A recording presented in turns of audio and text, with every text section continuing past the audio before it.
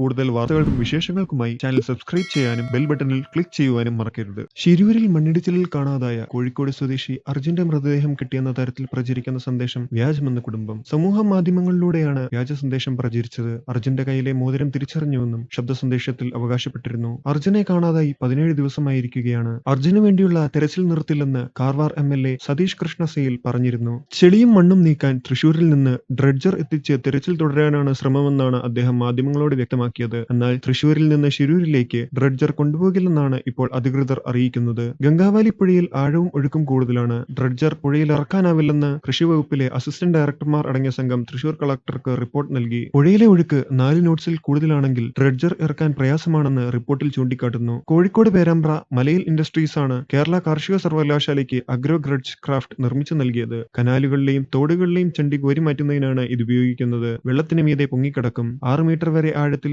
ഇരുമ്പ് തൂണുകൾ താഴ്ത്തി പ്രവർത്തിപ്പിക്കാനാകും. നിലവിൽ എൽത്തുരുത്തിലെ കനാലിൽ പോള നീക്കം ചെയ്യാൻ ഉപയോഗിക്കുകയാണ് അഗ്രോ ഡ്രഡ്ജ് ക്രാഫ്റ്റ്.